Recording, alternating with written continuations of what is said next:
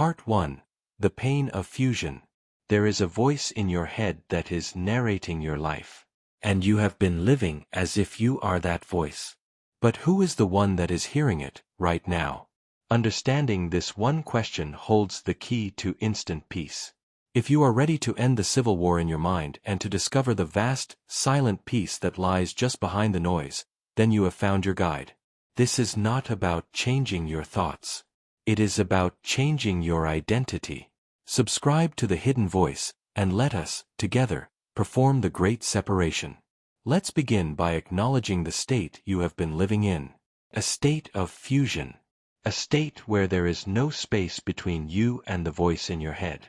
It is a state of complete and hypnotic identification. When the voice says, "You are not good enough," you don't hear it as a suggestion or a piece of random data. You experience it as the absolute truth of who you are. The thought and your sense of self are one and the same.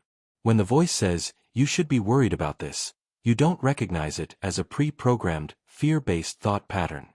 You fuse with it. The fear of the voice becomes your fear. The anxiety becomes your anxiety. When the voice offers a harsh judgment about another person, you don't see it as an impersonal, conditioned reaction. You believe that you are the one who is judging, and you feel the shame and the guilt of that judgment. This state of fusion is the source of all inner conflict. It is to live as the weather, tossed about by every storm, scorched by every heat wave, frozen by every frost. It is to live in a state of profound and exhausting reactivity. You are a puppet, and the voice in your head is the puppet master, pulling your emotional strings with every thought it produces. There is no peace in this state, because the voice is never peaceful for long. Its very nature is to comment, to analyze, to judge, to worry. It is a machine designed to create noise. And as long as you believe you are the machine, you are condemned to live in the center of its relentless, grinding, and chaotic noise. You have been living your entire life as if you are the radio, when in fact, you are the quiet, silent room in which the radio is playing. Part 2. The Great Separation. Now, we must perform the most important act of the spiritual journey. The Great Separation. This is the moment we introduce a sliver of light, a wedge of awareness, into the state of fusion. It is the moment we see, with undeniable clarity, a truth that has been here all along. The truth is this: there is the voice, and there is the one who hears the voice. And they are not the same thing. This is not a philosophy. This is a direct, observable fact of your own experience. The voice is an event. It is a phenomenon that happens in consciousness. It is a sound. It is a sensation. It is a vibration. It has a beginning, a middle, and an end. It is temporary, fleeting, and constantly changing. The voice is the weather. You are the listener. You are the awareness in which the voice appears. You are the silent, spacious, and unchanging consciousness that is aware of the voice. You have no beginning and no end. You are not an event. You are the space in which all events happen. You are the sky. The instant peace, promised in our title, is not a state that you must achieve in the future. It is the peace that is revealed, instantly, in the moment you make the shift in identification. The peace is not in silencing the voice. The peace is in realizing you are not the voice. Imagine you are in a dark room, and a terrifying horror movie is playing on a screen. You are so engrossed in the movie that you have forgotten where you are.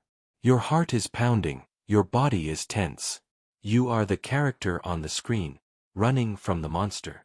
This is the state of fusion. Then, in the middle of the scariest scene, someone gently taps you on the shoulder and whispers, "It's just a movie." In that instant, what happens? The movie is still playing. The scary sounds are still there. But your suffering is gone. Why? Because you have remembered who you are. You have remembered that you are not the character on the screen. You are the safe, untouched observer, sitting peacefully in the dark. This is the great separation. The voice in your head is the movie. And the practice we are learning today is the simple, powerful act of remembering that you are the one who is watching the movie. The movie will continue to play. but it will no longer have the power to cause you to suffer. Part 3. The somatics of the voice versus the listener. This separation of the voice and the listener is not just a mental shift. It is a profound somatic, or bodily, experience.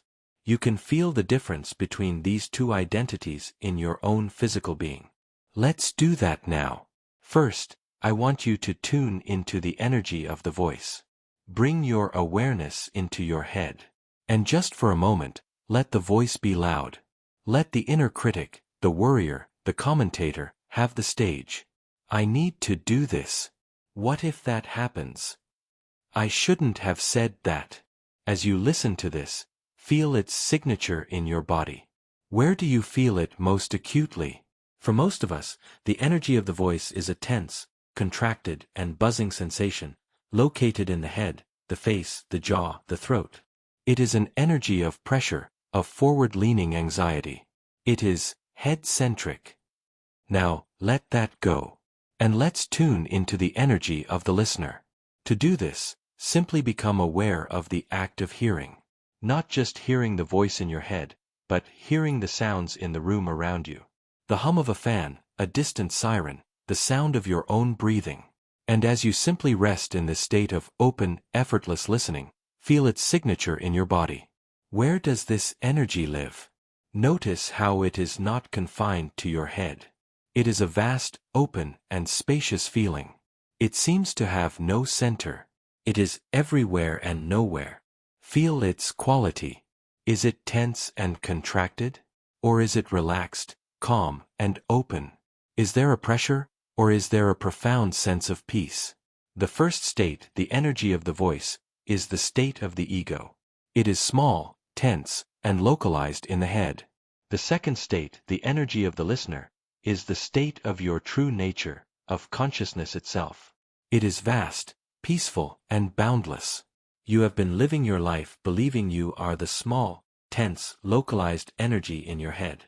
The invitation is to realize that you are the vast, peaceful, boundless energy that is aware of it. Instant peace is found in the simple, somatic act of shifting where you rest your attention. You can let the tense energy of the voice continue its frantic monologue in your head, and you can gently, lovingly, let your own sense of I drop down, out of the head, and into the vast, silent, listening presence of your entire being. You are not killing the voice. You are simply moving your home out of its noisy neighborhood and into the quiet, open countryside of your own awareness. Part 4. The tyranny of identification. This process of fusing with the voice in your head, of mistaking the thought for the thinker, is the primary dysfunction of the human ego. It is the root cause of almost all of our psychological suffering. The great spiritual teachers of all ages have pointed to this one single mechanism as the master key to freedom. In our time, the teacher Eckhart Tolle has made this the cornerstone of his work. He calls it identification with thought. He teaches that the stream of involuntary thinking, the voice in the head, is not a problem in itself. It is a neutral, mechanical process. The problem begins, and the suffering is created, at the exact moment we take a thought that arises and we invest it with a sense of self. The moment we say, I am this thought. Tolle writes, the beginning of freedom is the realization that you are not the thinker. The moment you start watching the thinker, a higher level of consciousness becomes activated. That higher level of consciousness is not something you need to create. It is what you already are. It is the silent listener, the ever-present awareness, that has been here your entire life, patiently waiting behind the curtain of your thoughts. The act of watching the thinker is the great separation. It is the act of stepping back and seeing the voice for what it is, a conditioned, impersonal, and repetitive mechanism. The ancient Stoic philosophers of Greece and Rome built their entire system of profound inner resilience on this very practice. They called it giving assent. They taught that we are not disturbed by events, but by our judgments about events. A judgment is a thought. And they understood that we have a choice. A thought can arise in our mind, this is a terrible situation, and we have a moment of freedom. We can either unconsciously give assent to that thought, meaning we agree with it and believe it to be true, which leads to suffering. Or, we can simply observe the thought, recognize it as just a thought, and not give it our assent. This is your power. You cannot stop the first thought, the first judgment from arising. But you have the absolute power to decide whether or not you will believe the second thought, the one that says, "And that first thought is me." You are not the voice. You are the one who decides whether or not to believe the voice. And in that decision, in that space between the thought and your belief in it, lies your entire freedom. This is not just a clever idea. This is the central practice of every authentic path of wisdom. It is the way you move from being a slave to your mind, to becoming the master of your own inner world. Part 5. The Parable of the Prisoner and the Noisy Guard. To truly anchor this liberating truth, let us tell a story. The Parable of the Prisoner and the Noisy Guard. Imagine a person who has spent their entire life in a prison cell. They have been here for as long as they can remember. And just outside the bars of their cell, a guard paces back and forth, day and night. But this is no ordinary guard. He is a cruel, relentless, and noisy tormentor. All day long, he shouts insults at the prisoner. "You are worthless. You will never get out of here. You deserve to be here." He whispers terrible, frightening predictions. Something awful is going to happen tomorrow. The walls are going to collapse. He constantly reminds the prisoner of every mistake they have ever made, replaying their failures in excruciating detail. The prisoner, knowing nothing else, believes that this guard is the ultimate authority. He believes the guard's voice is the voice of truth. And so, the prisoner lives in a state of constant, abject terror and misery. His inner world is a perfect reflection of the guard's cruel words. The guard's voice is his reality. One day, another prisoner, an old quiet man in the next cell, sees the new prisoner's suffering. The old man calls out to him. "Have you noticed," the old man whispers, "that the guard never actually comes into your cell? He is loud, yes. But he is on the other side of the bars. His words cannot actually touch you." For the first time, the young prisoner stops reacting to the content of the guard's words, and he simply observes the situation. And he sees that the old man is right. The guard paces, the guard shouts, but he is fundamentally powerless. He is just a source of noise. Emboldened, the prisoner examines his own cell more closely. And he discovers the most astonishing thing of all. The door to his cell has no lock. It was never locked. He could have walked out at any time. You are the prisoner. The voice in your head is the noisy guard. You have spent your entire life believing that its voice is the voice of authority, the voice of truth. You have been terrorized by its insults, its criticisms, and its fearful predictions. The spiritual awakening is the moment you realize two things. First, the voice, the guard, is fundamentally powerless. It can shout, it can threaten, but it cannot actually touch you, the silent, witnessing presence inside the cell. It is just a source of noise. And second, and this is the most liberating discovery of all, the door to your own prison cell has never been locked. Your identification with the voice was the only thing keeping you there. The instant peace is the moment you stop paying attention to the noisy guard, and you quietly stand up, open the unlocked door of your cell, and walk out into the silent, open field of your own being. The guard may continue to shout for a while, but his voice will grow fainter and fainter, as you walk calmly and freely into the peace that was always your true home. Part 6. The Hypnotic I. Now we must look at the specific mechanism that has kept you locked in that prison for so long. Why is the voice of the guard so convincing? Why have you believed its stories for your entire life? The answer lies in one single, hypnotic word. The word, I. The voice in your head is a master of disguise. It does not say, "A thought is arising that there is a flaw in you." It says, "I am not good enough." It does not say, "A thought is arising about a future worry." It says, "I am so worried about what will happen tomorrow." It does not say, "A sensation of anger is present." It says, "I am so angry." This use of the first-person pronoun is the most powerful and insidious trick of the ego. It is the hypnotic suggestion that creates the entire illusion of fusion. It takes an impersonal, automatic thought event and it masterfully cloaks it in the language of your own identity. And the moment you hear that I, you unconsciously agree, yes, that's me.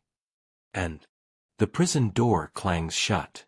The great work of disidentification is the work of learning to see through this hypnotic trick. It is the practice of recognizing that every time the voice uses the word I, it is a case of stolen identity. You are not the thought, I am not good enough. You are the vast, silent, and perfect consciousness that is hearing the thought, I am not good enough. The thought is an object appearing in you.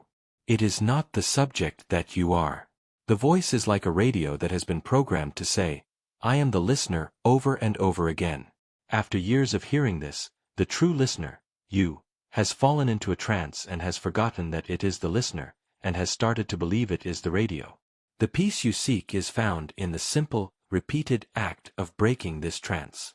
It is the practice of noticing the voice's use of I, and gently, but firmly, reclaiming your identity. No, you can say to yourself, that is not I. That is the voice. That is a thought. I am the one who is here, listening to it. This is not a battle. It is a re-education. You are gently but persistently re-educating your own awareness about where its true home is. You are moving your sense of self out of the noisy, fictional character of the I thought, and bringing it back home to the silent, real, and peaceful presence of the listener. This is the path out of the cell. This is the way to wake up from the hypnotic dream. Part 7. Rituals for breaking the fusion. To make this disidentification your new, natural way of being, you must practice. You must create new mental habits that consciously create space between you and the voice in your head. These are the practical rituals of the liberated prisoner. The first ritual is the third-person reframe. This is a simple, powerful, in-the-moment technique to break the hypnotic spell of the I thought. When you notice the voice in your head starting its familiar monologue, using the word I, your practice is to consciously reframe it in the third person. If the voice says, I am so stressed out, I will never get this done, you will pause, and you will reframe it internally, as if you are a neutral narrator. You will say to yourself, there is a thought that says, I am stressed out. The mind is telling a story about not getting things done. If the voice says, I am a failure, you will reframe it. The inner critic is active right now. It is producing the thought, I am a failure. Do you feel the immediate shift in perspective? This simple change of pronouns is a powerful act of diffusion. It takes the thought out of the driver's seat of your identity and places it in the passenger seat, where you can observe it without automatically becoming it. You are no longer the thought. You are the one who is noticing the thought. You are practicing being the conscious narrator of your inner world, not just a character in its drama. The second ritual is to say, thank you for sharing. This is a practice of meeting the voice not with resistance, but with a cool, detached, and almost humorous indifference. When the voice offers one of its familiar pronouncements, a worry, a criticism, a judgment, your old habit was to take it seriously, to argue with it, to believe it.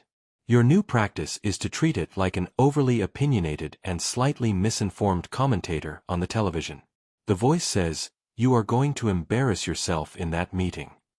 And you, the silent, watching presence, will simply and internally say, thank you for sharing. And then you will gently return your attention to the feeling of your breath, or the sensation of your feet on the floor. You are not fighting the voice. You are not agreeing with it. You are simply acknowledging its presence, without giving it any of your energy or belief. It is a polite but firm dismissal. It says, I hear you, but I am not interested in that story right now. Over time, the voice, like any commentator with no audience, will begin to lose its power and its volume, because you are consistently starving it of the one thing it needs to survive: your attention. The third ritual is the anchor of reality. The voice in your head lives almost exclusively in a world of illusion. It lives in the past, regrets, memories, or the future, worries, fantasies. It deals in abstract concepts, in labels, in judgments.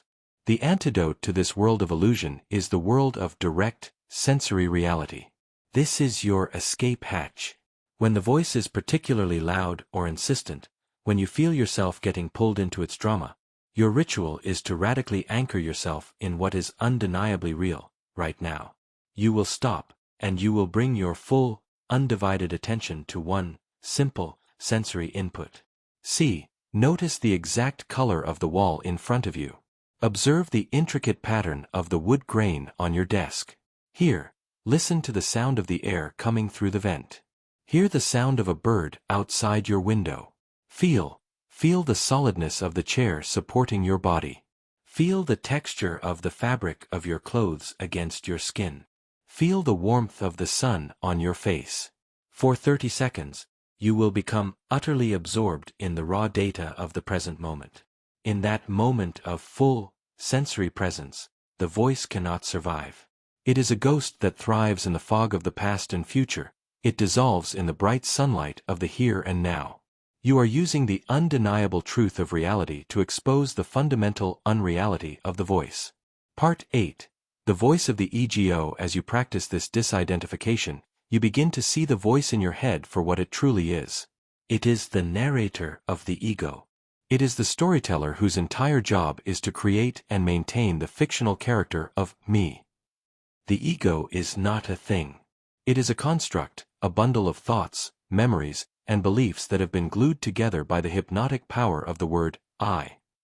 And the voice in your head is the tireless craftsman that is constantly working to maintain this fragile structure.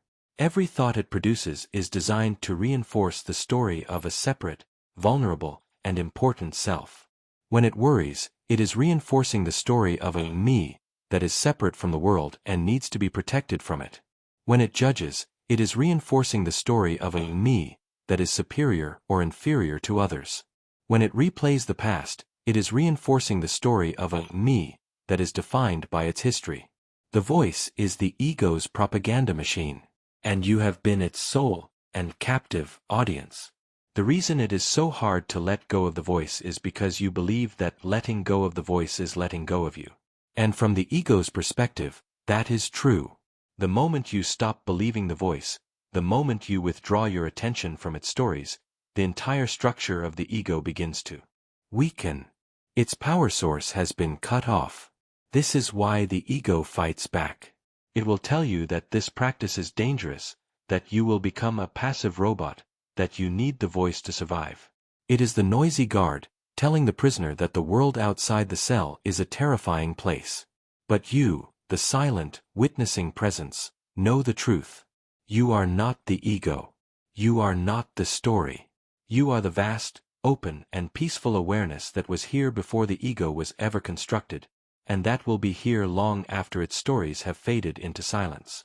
To disidentify from the voice is not an act of self-destruction. It is the ultimate act of self-reclamation. Part 9. The peace of the empty throne. And so we come to the great and liberating paradox.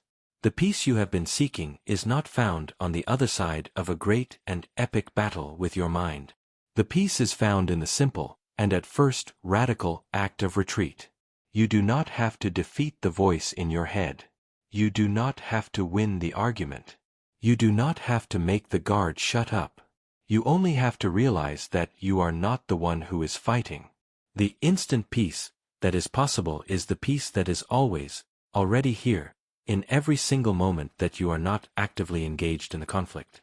The conflict is the only thing that obscures the peace. The peace is not something you achieve. It is what is revealed when you stop doing the one thing that is disturbing it, believing your own thoughts. Imagine the throne room of your own consciousness. For your entire life, the noisy, neurotic, and fearful voice has been sitting on the throne, claiming to be the king, and issuing a constant stream of chaotic and contradictory commands. And you, the silent presence of the room itself, have been dutifully and anxiously trying to obey. The epiphany is the moment you realize that the king is an impostor. He is a court jester who has stolen the crown and is making a mess of the kingdom. The peace comes not when you wage a bloody civil war to overthrow him. The peace comes in the quiet, dignified, and instant moment you simply stop taking his orders. The moment you withdraw your allegiance. The moment you stop believing he is the king. When you do this, when you stop giving the voice your attention and your belief, it is still there. It may still be shouting from the throne, but its power is gone. It is a king with no subjects, a guard with no prisoner, a storyteller with no audience. And in the vast quiet space of your own inner kingdom, you are left with the profound and unshakable peace of an empty throne. Part 10. Living as the listener. This is not a one-time event. It is a new way of living. It is the beginning of a life lived not as the voice, but as the listener. Not as the character, but as the consciousness. The voice will continue to arise. The guard will continue to pace. The movie will continue to play. The difference is that you are no longer in the cell. You are no longer lost in the movie.